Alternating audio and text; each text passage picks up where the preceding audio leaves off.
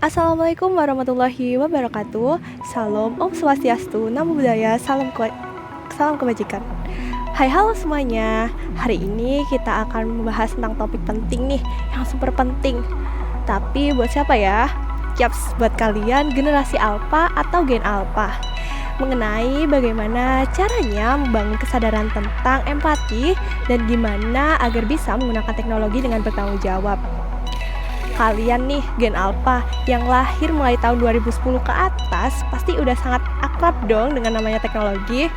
Namun kalian pasti bingung kan bagaimana sih cara memanfaatkannya dengan baik dan benar. Apakah kalian juga memikirkan dampak sosial dari penggunaannya? Daripada bingung-bingung, yuk kita bahas lebih dalam lagi.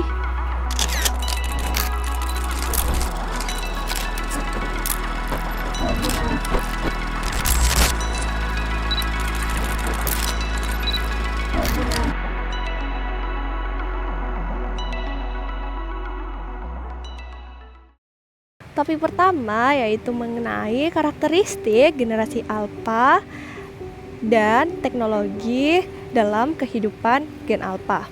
Nah, kalian nih gen alpha pastinya udah sangat kenal banget gitu kan dengan namanya teknologi, karena kalian tuh berkembang atau tumbuh bersama teknologi juga. Jadi kalian tuh juga bersama teknologi gitu tumbuhnya, seperti berkembangnya teknologi smartphone, tablet, sampai kecerdasan buatan.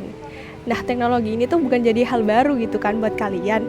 Itu tuh udah jadi bagian dari kehidupan kalian sehari-hari lah kayaknya. Dari mulai bermain, belajar, sampai berinteraksi sosial pun itu kalian tuh sama teknologi gitu.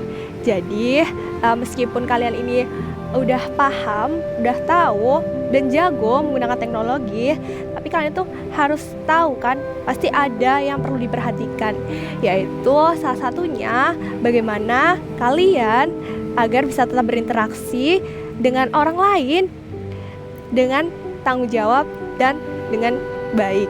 Tapi meskipun kalian ini udah sangat jago dan paham dengan teknologi, ada nih yang perlu diperhatikan. Salah satunya yaitu tentang bagaimana caranya kalian agar bisa tetap berinteraksi langsung dengan orang lain dengan baik dan bertanggung jawab.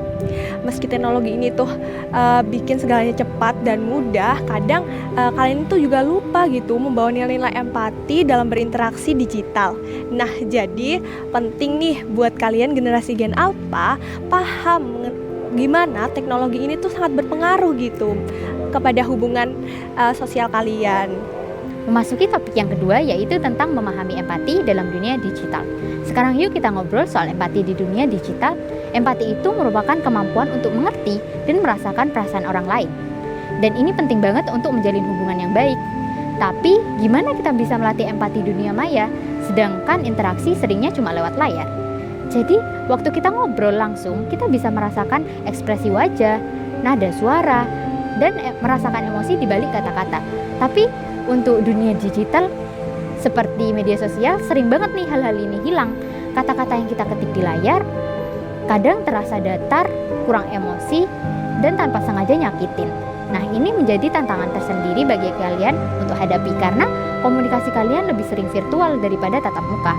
Sayangnya, komunikasi tanpa empati ini bisa menimbulkan banyak masalah, seperti komentar yang menyakitkan, cyberbullying, sampai sikap acuh tak acuh terhadap orang lain. Itulah mengapa penting nih buat kalian belajar bahwa empati itu penting, bahkan dalam interaksi online. Kalian harus bisa belajar untuk membaca emosi orang lain meskipun cuma dari teks atau gambar. Nah, gimana menggunakan teknologi untuk mengembangkan hubungan yang lebih baik, bukan malah merusaknya. Halo semuanya, di sini saya akan membahas topik 3. Teman-teman tahu tidak, jika ternyata perkembangan teknologi ini mampu mempengaruhi terhadap perkembangan sosial dan juga emosional diri kita. Mau tahu alasannya? Oke, sini saya beritahu. Kita semua tahu bahwa teknologi ini sangat memiliki banyak sekali manfaat untuk kehidupan sehari-hari. Salah satunya dengan memanfaatkan teknologi, kita mampu mengakses berbagai macam informasi dengan sangat cepat, maupun mendapatkan bahan pembelajaran dengan sangat mudah, ataupun interaksi dengan banyak sekali orang di luar sana. Namun ternyata teknologi ini juga memberikan dampak buruk terhadap diri kita sendiri, terutama dalam perkembangan sosial dan juga emosi kita. Contohnya, mudah sekali. Seperti contohnya kita mengurung diri di dalam kamar. Kita fokus dengan bermain HP, entah itu membuka YouTube, bermain game, scroll TikTok, atau bahkan media sosial lain. Hal tersebut secara tidak langsung membuat diri kita itu akan mengalami yang namanya kesulitan dalam berinteraksi. Seperti contohnya, kita akan sangat susah dalam interaksi dengan orang lain karena jarang melakukan interaksi. Kita akan sangat kesulitan dalam mengendalikan emosi atau bahkan memahami perasaan orang lain. Sebagai generasi yang tumbuh di tengah perkembangan teknologi ini, kita itu harus mampu dalam memanfaatkan dan juga mengendalikan penggunaan teknologi dengan baik. Jangan malah menggunakan teknologi untuk hal-hal buruk atau hal-hal yang tidak berguna. Dan tak kenapa saya merasa terpukul dengan kata-kata saya sendiri. Di sini saya akan membahas topik yang keempat, strategi membangun empati melalui pendidikan dan keluarga. Cara terbaik buat belajar empati adalah dari pendidikan, di sekolah, dan keluarga. Di sekolah, empati bisa diajarkan lewat cerita atau diskusi tentang situasi yang butuh pemahaman terhadap perasaan orang lain.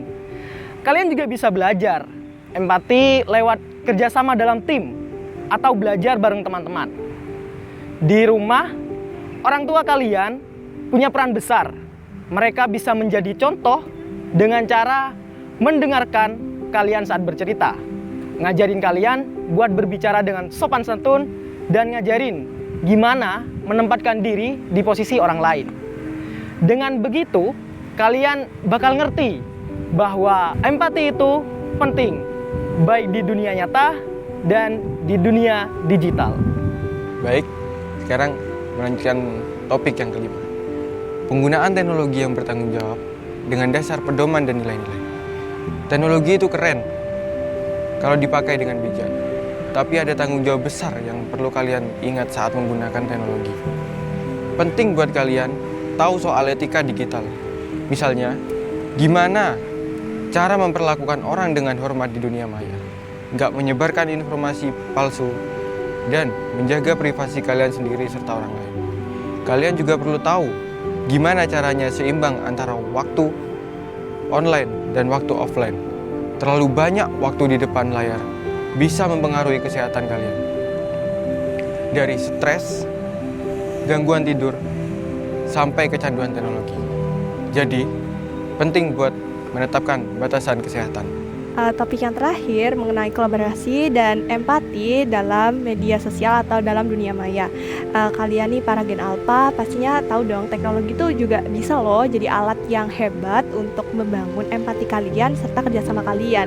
Banyak platform digital yang diciptakan tuh untuk membantu kalian dalam bekerja sama atau dalam tergabung suatu hal-hal positif atau suatu proyek positif guna membangun empati tersebut.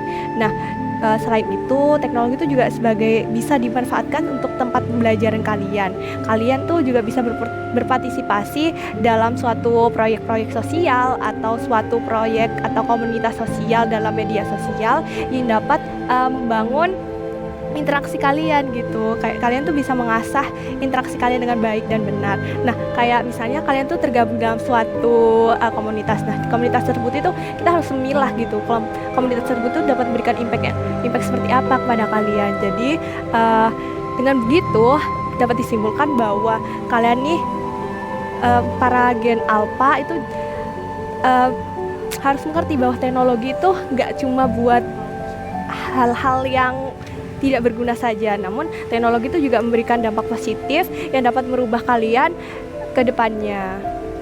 Jadi, itulah hal-hal penting yang harus kalian pahami tentang empati dan tanggung jawab dalam penggunaan teknologi, di mana Gen Alpha yang hidup di era digital ini itu seperti jadi superhero yang mempunyai kekuatan yang besar tapi mempunyai juga tanggung jawab yang besar pula.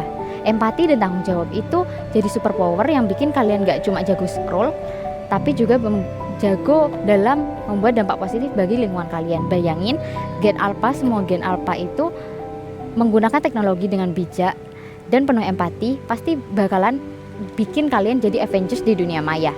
Jadi, teknologi emang bisa bawa banyak peluang, tapi kalau kalian gak dipakai dengan bijak, bisa juga membawa dampak negatif bagi kalian dan lingkungan kalian.